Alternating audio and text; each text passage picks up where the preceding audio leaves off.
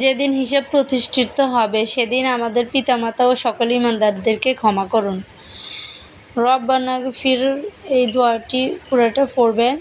অর্থ: হে আমাদের প্রতিপালক, যেদিন হিসাব প্রতিষ্ঠিত হবে সেদিন আমাদের মা বাবা এবং সকল ঈমানদারদেরকে আপনি ক্ষমা করবেন।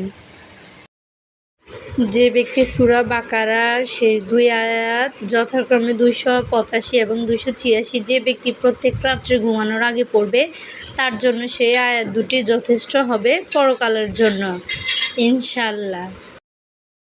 সূরামূলক কেন পড়বেন? সূরামূলক কেউ যদি ঘুমানোর পূর্বে এই সূরা পড়ে ঘুমায় তাহলে এটি তাকে কবরের আযাব হতে মুক্তি দিবে। প্রত্যেক রাতে ঘুমানোর আগে সূরামূলক পড়ে ঘুমাবেন ইনশাআল্লাহ।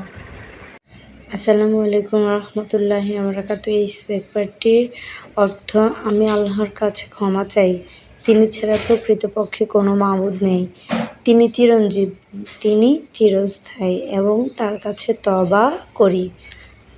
এই দোয়া পড়লে আল্লাহ তাকে ক্ষমা করে দিবেন যদিও সে যুদ্ধক্ষেত্র হতে পলায়নকারী হয়।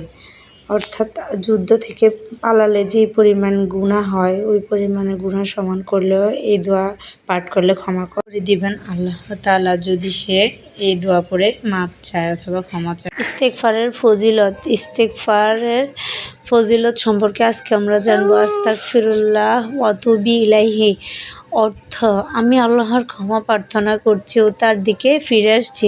রাসূল সাল্লাল্লাহু আলাইহি সাল্লাম প্রতিদিন 70 বারেরও অধিক তওবা ও ইস্তেগফার করতেন। সুবহানাল্লাহ, আল্লাহু আকবার। রাসূল সাল্লাল্লাহু আলাইহি সাল্লাম এই ইস্তেগফারটি পাঠ করতেন। ইস্তেগফারটির অর্থ: হে আমার প্রভু, আপনি আমাকে ক্ষমা করুন এবং আমার তওবা কবুল করুন। নিশ্চয়ই আপনি মহান তওবা কবুলকারী ও দয়ালু। দ্বিতীয় বর্ণনায় তওবা কবুলকারী ও করুণাময়। রাসূল সাল্লাল্লাহু আলাইহি সাল্লাম মসজিদে বসে এক বৈঠকে এই দোয়া 100 বার পাঠ করতেন। রাসূল সাল্লাল্লাহু আলাইহি সাল্লাম কোনো গুনাহ করেননি কখনো, তবুও তিনি ইস্তেগফার পাঠ করতেন শুধু আমাদের ওনার উম্মতদের জন্য। আমার ভুল ত্রুটি ক্ষমা করুন, হে আমার প্রতিপালক, আমার ভুল ত্রুটি ক্ষমা করুন এবং আমার প্রতি দয়া করুন, আপনি তো দয়ালু, শ্রেষ্ঠ দয়ালু। এই দোয়াটি পড়ে আল্লাহর কাছে ক্ষমা চাইবেন, আল্লাহ তাআলা ইনশাআল্লাহ ক্ষমা করে দিবেন আপনার ভুল ত্রুটি।